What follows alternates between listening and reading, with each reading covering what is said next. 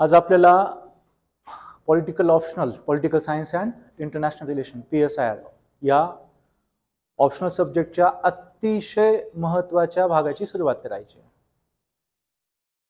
महत्त्वाचा भाग का? कारण की ना प्रत्येक विषय कोणताही म्हणजे सायंटिफिक फील्डपासून ते आर्ट वगैरेच्या फील्डमधले कोणतेही विषय जे असतात ना ते काही रूट्सवरती उभे असतात. जसं झाड आपल्या मुळांवरती उभं असतं, मुळांच्या सहाय्याने उभं असतं.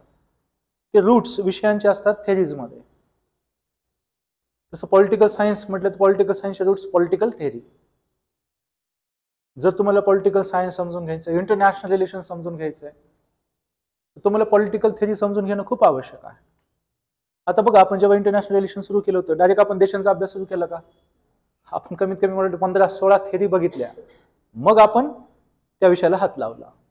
आठवत ना, रिअलिझमचे पण offensive, defensive realism, liberalism, idealism, Marxism, feminism, game theory, non alignment movement.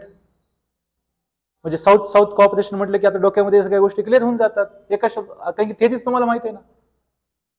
New economic world order काय तर तुम्हाला चांगलं माहित असणार आहे. न्यू कोण आता हे जे थर्ड वर्ल्ड आहे त्यांच्यापर्यंत रिसोर्स केलेच पाहिजे सगळे न्यायपूर्ण, जस्ट सोसायटी, जसं जस्ट वर्ल्ड होतं की नाही. थेरीज आधी आपण थेरी बघितल्या म्हणून इंटरनॅशनल रिलेशन तुम्हाला एवढं चांगलं समजलं. आणि आता तर मेन ह्या विषयाचा आत्माच बघायचा आहे आपल्याला, पॉलिटिकल थेरी, ज्याच्यामुळे पॉलिटिकल सायन्स मधल्या सगळ्या गोष्टी तुम्हाला समजायला मदत होईल. तर आज आपल्याला थेरीचं इंट्रोडक्शन बघायचं. थेरी शिकायचे नाहीत आज काय करायचं आपल्याला, 1 ते 2 सेशन आपल्याला फक्त त्याचं इंट्रोडक्शन बघायचं. ते इंट्रोडक्शन समजल्यानंतर आपण जाऊ थेरीज पाहायला. अगदी स्लोली सिंपल लँग्वेजमध्ये तुम्हाला हे शिकायचं. स्वाती हा भाग समजून घ्या. हा समजला तर पॉलिटिक तुम्हाला समजेल, कारण की तुम्हाला एकदम ग्रॅज्युएशन पर्यंत आता तेच ठेवायचं. तुम्हाला खूप चांगली अंडरस्टँडिंग भेटेल जर तुम्हाला ह्या गोष्टी इथे समजल्या तर. ओके, करायचं स्टार्ट.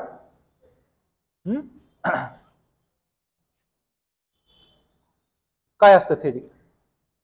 बघा काय सांगितलंय. अ theory is a systematic and rational form of abstract thinking about a phenomenon or the conclusions derived from such thinking. सांगतो. It involves contemplative and logical reasoning often supported by processes such as observation, experimentation and research. सोप्या भाषेत सांगतो, कोणती गोष्ट का घडते, कोणतीही गोष्ट का घडते याचं स्पष्टीकरण देणारी गोष्ट म्हणजे सिद्धांत,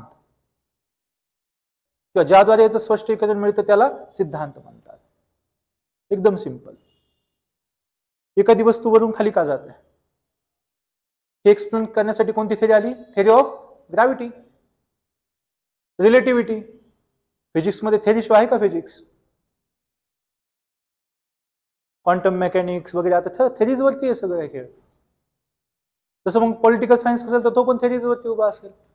मग पॉलिटिकल सायन्स रिलेटेड राजकारणाशी, राजकीय संस्थांशी, लोकांशी, शासनाशी. मग शासनाचे व्यवहार का, कसे, कोणत्या लिमिट पर्यंत, कशामुळे होतात, लोक उद्रेक कधी करतात, लोकांना स्वातंत्र्य पाहिजे, किती पाहिजे, कोणत्या काळात किती पाहिजे होता, आता बदललाय तर का बदललाय, गोष्टी बदलणार की नाही ह्या सगळ्या. मग सगळ्यांचे डेफिनेशन्स मांडावे लागतील की नाही, आणि डेफिनेशन देण्यासाठी आपल्याला अभ्यास करावा लागेल की नाही, ऑब्झर्वेशन करावं लागेल की नाही. व्हाय people are considered happy in democracies rather than dictatorship? Because of experience, history tells us that की जिथं हुकुमशाही आहे तिथं लोकांना ते अत्याचार होणार, अन्याय होणार. लोकशाही मत मांडता येतं, म्हणजे कमीत कमी बाकी फॉर्मपेक्षा तिथं लोक खुश तरी आहेत. बरोबर की नाही? काहीतरी अभ्यास झाला, ऑब्झर्वेशन झालं, तेव्हा हे थेरीज बनल्या की नाही. तर थेरीज तुम्हाला काय देतात? एक्सप्लेनेशन देतात. थेरीजमुळे तुम्हाला विषय कळतो. डेफिनेशन, थेरीचा अर्थ कळाला, थेरी काय असतं कळालं. काय सांगतं थेरी आपल्याला? कोणतीही गोष्ट का घडते त्याचं एक्सप्लेनेशन, स्पष्टीकरण. म्हणजे एक प्रकारे थेरी आपल्याला विषयाचा अर्थ सांगतात का? यस. विषय समजून सांगतात का? यस. म्हणजे कोणत्याही विषयाचं तंत्रज्ञानात्मक म्हणजे टेक्निकल रित्या जर आपल्याला नॉलेज पाहिजे तर आपल्याला थेरी वाचल्या पाहिजे का? यस.